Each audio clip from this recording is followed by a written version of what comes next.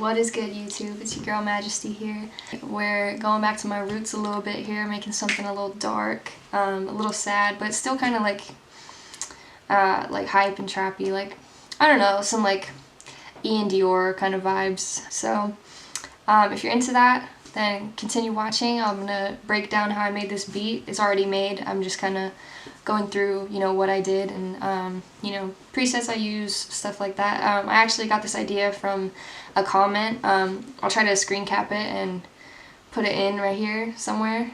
But yeah, so I haven't made a dark beat in a while. I've been trying to kind of branch out and, explore different sounds and stuff, but it's nice to go back to what I'm comfortable with. So today we're just making, a simple little dark beat. And subscribe if you're new, drop a like if the beat turns out fire, and I'll catch you guys in the next one. Peace. Alright guys, so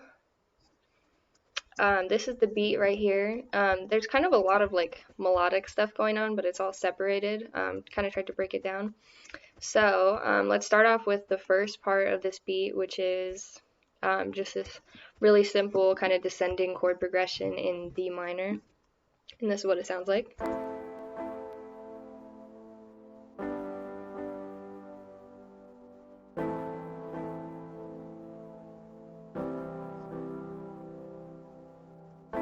Alright, and I'm using complete control for basically this whole beat, because honestly I was just like exploring what VSTs I have, because I feel like I use the same ones all the time, so I was just kind of going through trying to find random stuff. I found this little preset. It's a contact preset, actually, hybrid keys. I'm pretty sure this is free, so if you like it, go ahead and cop that. But it's got a lot of really cool pianos, but that's also got drip on it.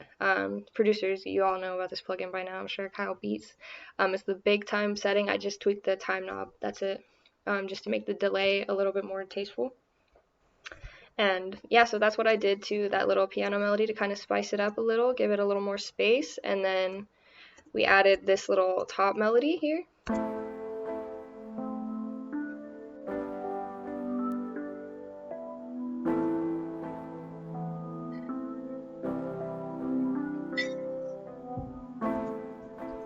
Alright, so that's pretty fire. Just copied the root notes, I think, of the piano, added these little notes, messed with the velocities a little, and then that is also a complete control. I think it is the same preset, I just messed with the low pass a little bit. And then I put isotope Mobius filter on it, this little center frequency here. I like putting this filter on to kind of make things sound less real, I guess, more like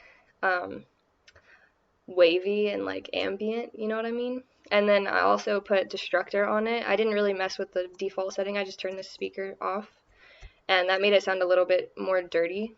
So like, you got this sound versus like it naked, which would be kind of boring. So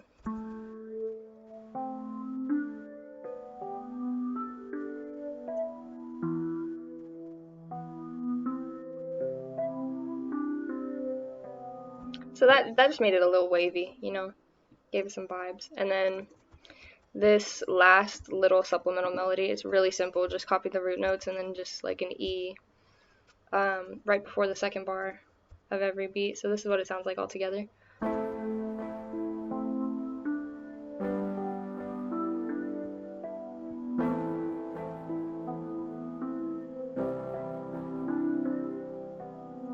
Alright, and then after that, it goes into this little bass that I also got from Complete Control. Alright, it's this Barbie Lauper, I guess.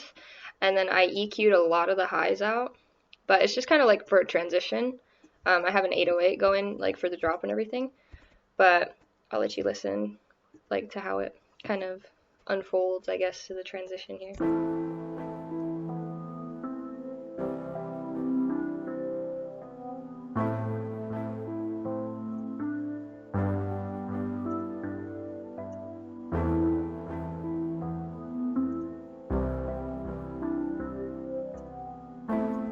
And then that just kind of leads us into the drop here. And then for the drums, it's pretty basic, just some trap drums. So I'll let you hear it.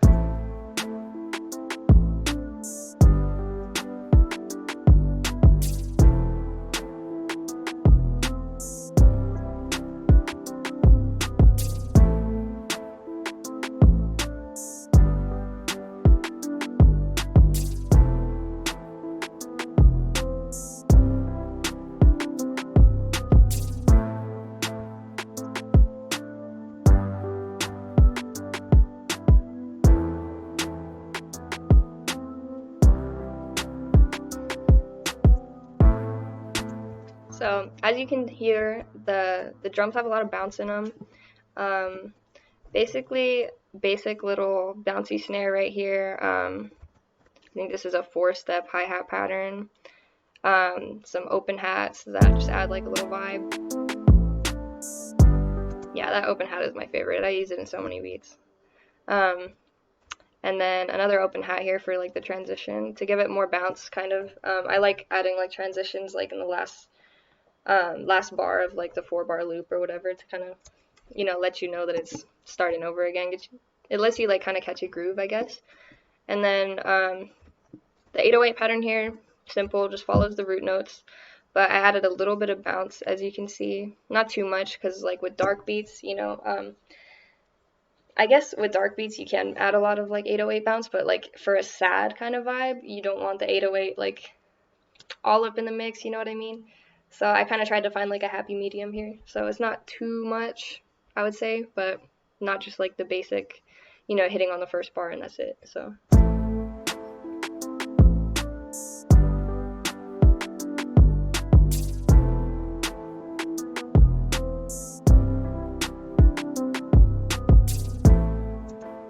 yep. And then let's see what else I add in here. Basically, this little like supplementary bass or whatever just goes throughout the like the bridge, not the bridge, sorry, the verse. And I just kind of copied the same layout the whole way out. Added some little transitions here, like this little effect. I'll show you.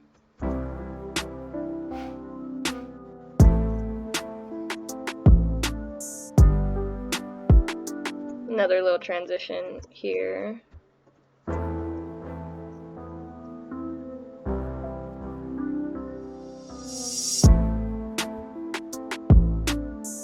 It's actually a little loud.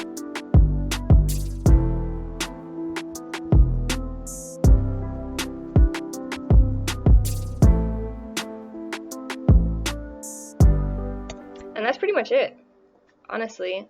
Just my tag. I made a little automation clip for the delay for this because I wanted it to be like a, what is it, like a half-step delay. That, yeah, right before the drop.